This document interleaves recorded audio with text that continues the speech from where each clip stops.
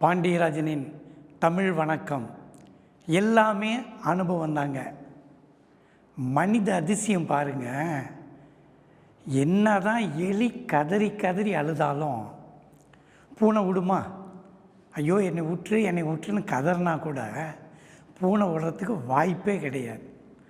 இப்படி தாங்க மனித வாழ்க்கையே, உலக வாழ்க்கையும் இதே தான் நமக்கு. கண்ணதாசன் ரொம்ப எளிமையாக சொல்லுவார், வந்தவரெல்லாம் தங்கிவிட்டால் இந்த மண்ணில் நமக்கேது இடம்னுவார்.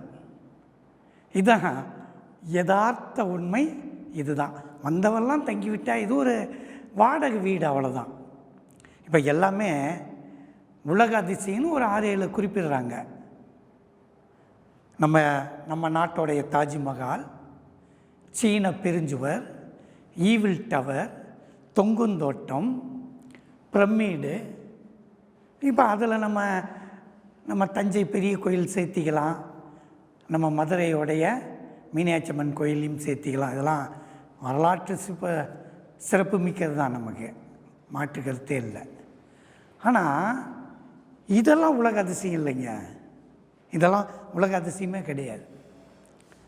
2550 ஆண்டுகளுக்கு முன்னாடியே ஐயன் வள்ளுவன் சொல்லிட்டான், நெருநல் இளவொருவன் இன்று இல்லை என்னும் பெருமை உடைத்து இவ்வுலகு. நெருநல் உளவொருவன் இன்று இல்லை என்னும் பெருமை உடைத்து இவ்வுலகு.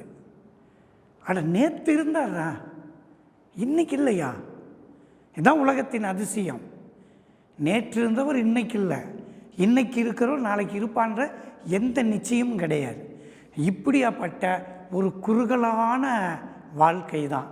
அதனால தான் உலக அதிசயங்கள் இதாக இருந்தாலும் மனிதன் அடுத்த நாள் வாழ்கிறது தான் உலகத்தின் மகத்தான அதிசயம். ஆக நம்ம வரையறுக்கப்பட்ட அதிசயத்தை கடந்தும் இன்றைக்கி வாழணும். இன்னும் புத்தர் அழகாகவே சொல்லுவார், ஒரு மூச்சுக்கு இன்னொரு மூச்சுக்கும் இடைவெளி தான் மனித வாழ்க்கை. அவ்வளோ குறுகிய வாழ்க்கை. நாம் கதறி அழுதாலும் பூனை விடுமா? நன்றி, வணக்கம், மீண்டும் சந்திப்போம்.